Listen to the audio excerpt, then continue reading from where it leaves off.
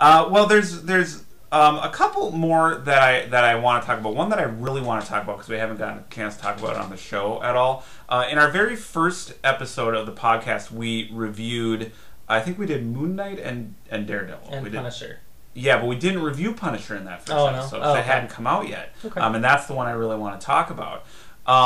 So Marvel launched these 3 kind of street level characters all around the same time with pretty renowned creative teams. So Moon Knight, which you already talked about, by Brian Michael Bendis and Alex Maleev.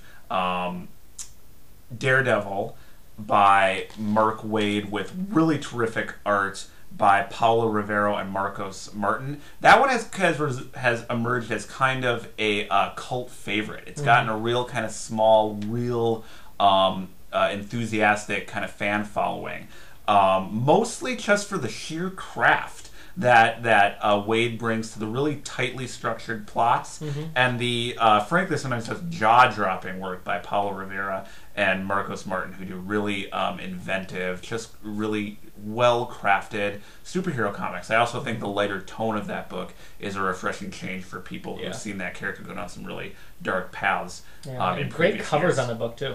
Great covers, just a great sense of graphic design and composition. So a lot of the real traditional values of comics, good stories, good art, are just really presented in a straightforward way in Daredevil. So, I think that will probably show up on a lot of best of lists this year, and I wanted to give it an honorable mention. But the book I really wanted to talk about is actually the one that has become my favorite of those 3, which is The Punisher by Greg Rucka and Marco Checchetto. And I'm kind of surprised that I like it so much because I've not really been a Punisher fan at all. But this series is so good that not only am I a fan of it, but it makes me really want to go back and read all the years of Punisher comics by various creative teams that I have missed. Part of this is that Punisher does something that I'm personally just kind of interested in right now, which is genre work that is less focused on characters and real complex stories, even though some of those types of stories were on my best of list. But the Punisher is just a really straightforward character, almost like a force of nature. In fact, he doesn't even speak for the first several issues of the book, and he speaks very little throughout the course of the series. He's a character motivated by revenge. And, that's it. The Punisher shows up, you know what the Punisher's going to do. So the appeal of the book really exists just on the really great writing that Greg Rucka provides. He's just a really great crime writer. So he just comes up with some really great plots, and it kind of, makes it to the top of my reading pile every month. Great moody artwork by Marco Checchetto, another Italian creator. Dark and moody art, and it's really, really good. I hadn't gotten a chance to talk about it at all on the podcast yet, so I just for sure wanted to mention that. Yeah, we should do a Greg Rucka podcast soon, because there's a lot of good stuff that Greg Rucka has done.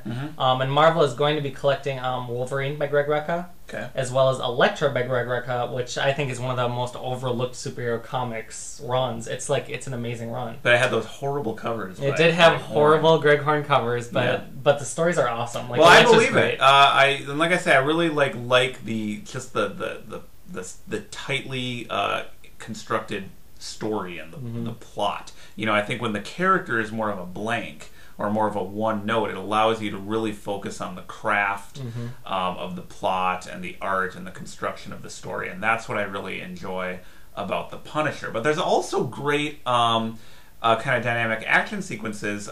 He spent most of one of the early issues in aerial battle with the new Vulture character, which is an interesting character to pit against a more realistic hero like the Punisher. So that was really great too. So it's a really great book, and I don't hear it talked about quite as much as some of the other Marvel books. I think it definitely deserves a lot of attention. It's a good book. And he's known for his strong female characters, like Batwoman recently, which are also present in this book. He's sort of set up a female kind of vigilante character too, and then there's a woman reporter, and so that's present here as well. Yeah, it's still interesting that Punisher is the one that kind of it's what he's doing right now that's getting really exciting stuff, and he can obviously write a book like that. Oh yeah, for sure. He's just a great crime writer. No doubt about it. Another book I wanted to mention is Lucille, which is by, I'm going to butcher this name, Ludovic Luderme.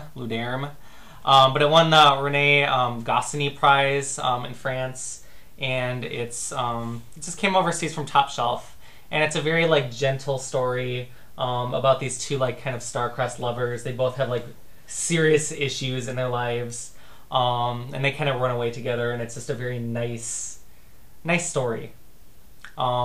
It almost becomes a little like their relationship almost becomes epic in a way. Like they kind of get caught up in certain things, you know, being runaways and stuff like that. But a little Romeo and Juliet, you know, touch to it. But it's very nice, fun graphic novel. I haven't read it yet, but it looks beautiful. It is beautiful. Yep, and it's very sparsely like drawn. There's no like even panels in it. But it's just a really cool reading experience. I like that a lot.